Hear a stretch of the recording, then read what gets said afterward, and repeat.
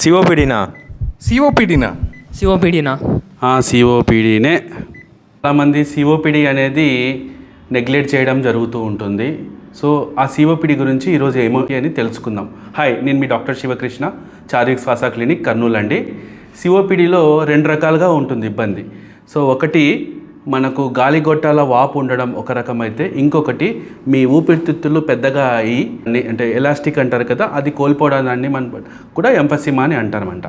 So chronic bronchitis ఏంటంటే గల్ల అనేది ఎక్కువ ఉత్పత్తి అయ్యి విపరీతంగా దగ్గు వచ్చేసి రాత్రిపూట గల్ల రావడం జరుగుతుంది.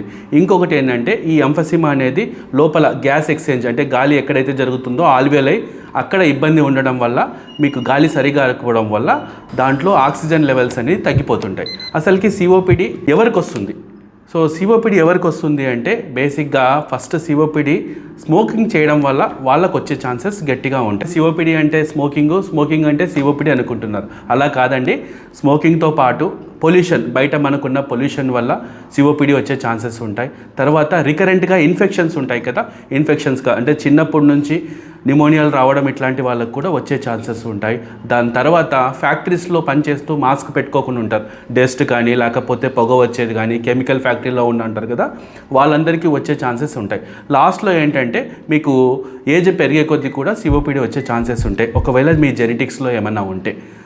ఎలా కనుక్కోవాలి సార్? మనకి ఏం సిమ్టమ్స్ ఉంటాయంటే ఫస్ట్ ఛాతీ బరువుగా రావడం కానీ, ఆయాసం అనిపించడం కానీ, పిల్లి కూతల్లాగా గురుగురు శబ్దాలు రావడం కానీ, గల్ల రాత్రిపూట ఎక్కువగా రావడం కానీ, లేకుంటే నీరసం ఎక్కువగా ఉండడం, నైట్ పడుకున్నాక హార్ట్ రేట్ ఎక్కువగా కావడం, ఇట్లాంటివి మనం సిమ్టమ్స్ ఉంటాయి. దీన్ని హరికట్టాలి సార్ మనం సిఓపిడి అంటే. సో మేము ఎట్లా చేయాలంటే పొల్యూషన్కి తిరుక్కోకుండా ఉండాలి, దాంతోపాటు రెగ్యులర్గా మాస్క్ పెట్టుకొని ఉండాలి, ఇన్ఫెక్షన్స్ రాకున్నట్టు వ్యాక్సిన్స్ వేయించుకోవడం, న్యూమోకోకల్ కానీ ఇన్ఫ్లుయెంజా వ్యాక్సిన్స్ వేయించుకోవడం కానీ, దాని తర్వాత స్మోకింగ్ అనేది ఆపేసేయాలి. అంటే స్మోకర్స్ డిసీజ్ అంటారు కాబట్టి కొద్దిగా. దాంతోపాటు నేను సిగరెట్ తాగట్లేదు కదా, మా పక్కన వాళ్ళే కదా తాగుతున్నారు అనుకుంటారు. సో ప్యాసివ్ స్మోకింగ్ కూడా సిఓపిడి వచ్చే ఛాన్సెస్ అయితే ఉంటాయండి.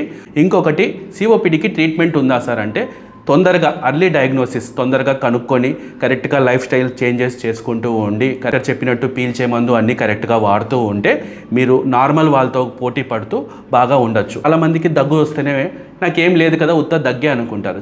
చిన్న దగ్గే పెద్ద సిఓపిడిగా మారే ఛాన్సెస్ ఉంటాయి. అంటే ల్యాక్ ఆఫ్ అవేర్నెస్ లేకనే ఇబ్బంది వస్తుంది. ఉత్త దగ్గే కదా అని నెగ్లెక్ట్ చేయడం వల్ల జరుగుతూ ఉంటుంది. నేను చెప్పిన జాగ్రత్తలన్నీ కరెక్ట్గా పాటిస్తూ ఉంటే కంట్రోల్ అవుతూ ఉంటుంది. మీరు మిగతా వాళ్ళతో పాటు బాగా హెల్తీగా పోటీ పడుతూ ఉంటారు. Thank you.